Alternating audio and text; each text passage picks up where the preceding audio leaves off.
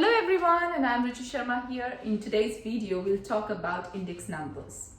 When we write a number as a to the power x, something is a base and another number as a power. Like for example here, it's 2 to the power 5.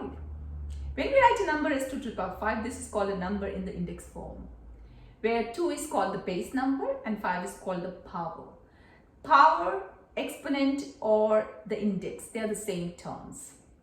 Now here, for example, 10 to the power 2. In this case, 10 becomes the base number and power is 2. 5 to the power negative 3. In this case, 5 is the base number with the index number as negative 3, or the power is negative 3, or exponent as negative 3. Now, there are certain rules associated to index numbers. Let's see them.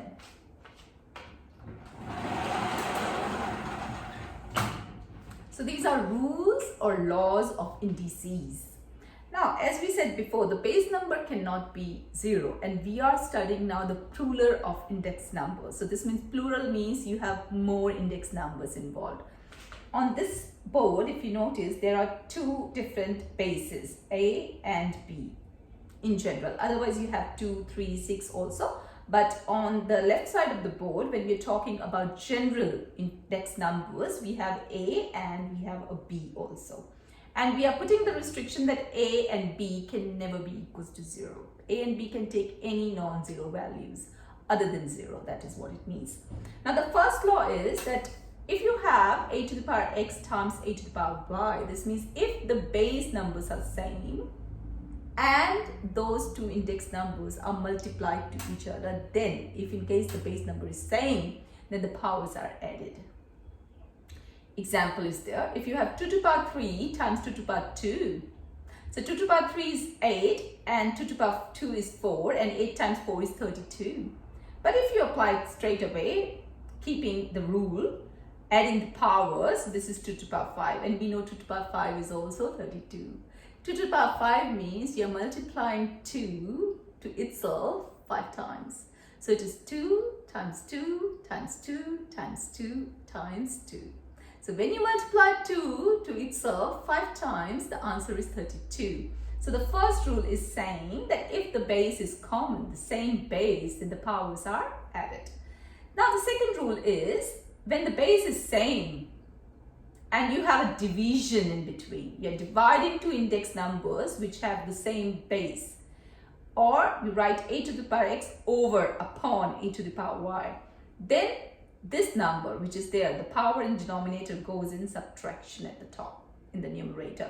Example, 3 cubed over 3 squared. 3 cubed is 27, 3 squared is 9, and 27 upon 9 is 3. And if we follow the rule, this means this 3 to the power 2, which is in denominator, if you take it above in the numerator, so the power goes in minus. So this is 3 to the power 3 minus 2, which is 1 again. So you have the same answer. So we can apply this rule. Then the third rule says power to the power. You have a to the power x whole to the power y. When you put a bracket across, this means it's the whole to the power y. So whenever you see something like this, then the base remains same and the power to the power can be multiplied to each other. Example is 2 to the power 2 and whole to the power 3. So 2 to the power 2 is 4.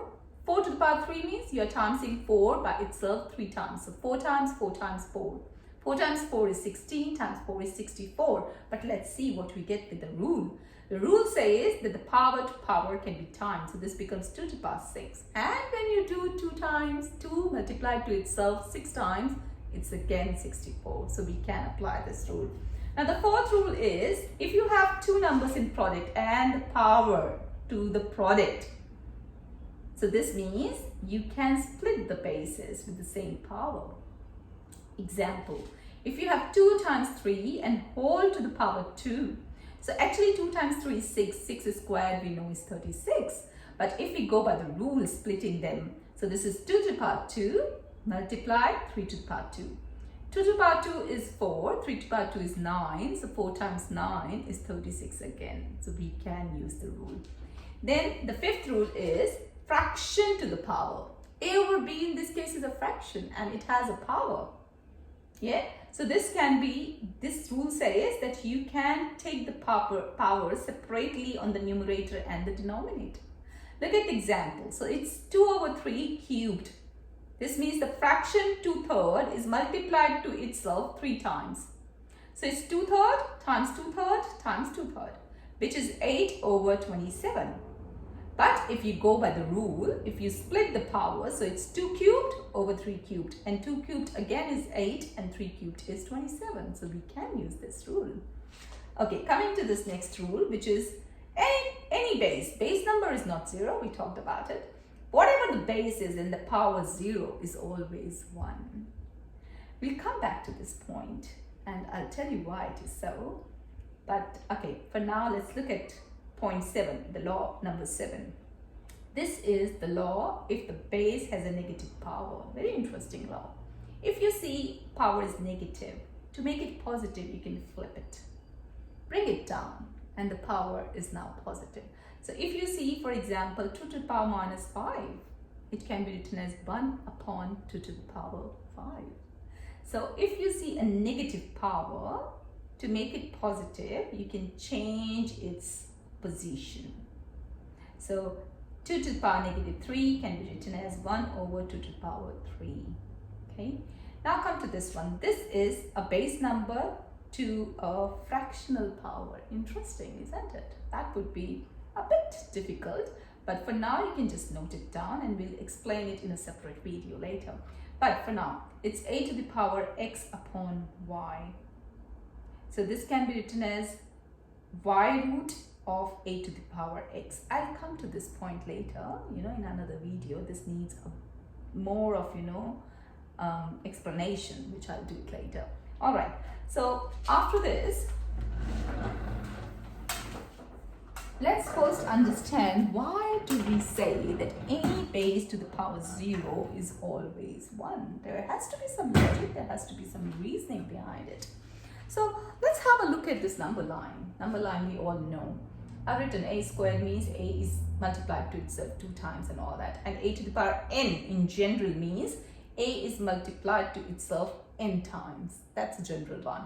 All right, now have a look at this. This is the number line. I'm for now taking integral values, with the base 2. Each of this has the base 2. Let's see what we get the answer as. You know how to use it. So this one is, I'm starting from here for now, because we want to know why 2 to the power 0 is 1. So let be here at this point. So 2 to the power 1 is 2, 2 to the power 2 is 4, 2 to the power 3 is 8, 2 to the power 4 is 16, 2 to the power 5 is 32, and if you keep on going, what we are doing, we are multiplying by 2. Yeah, that's right. But if you want to go, what is there in reverse? Let's go in reverse. So 32 to 16, this is divided by 2, isn't it? Same as here, 16 to 18 is divided by 2. And so on, divided by 2. So on, divided by 2. So now if you divide 2 by 2, what do you get? Because in every step we are dividing by 2. So now this number is 2. And if further is divided by 2, what do we get? We get 1 here, right? And then we say further divide by 2 because it's a consistent steps. You're doing the same step repeatedly. So further, if you divide by 2 to 1, you get number half. Then when you divide further, you get number quarter, 1/4. Further would be 1/8. So can you see, this gives you the law of negative power also. We said earlier that a to the power negative x is 1/a to the power x. Let's apply it here. So what we are doing, 2 to the power -3, we are saying is same as, do you see this? We are saying 2 to the power -3 is 1/8. And the law says that if you have a negative power, you can flip the value, making the power positive. So it's 1/2 cubed, and 2 cubed is again 8. So both ways you get this. Yeah, so I hope that this video on index numbers and index laws is going to help you. In our next video, we'll study more examples of index numbers. Till then, take care. Bye.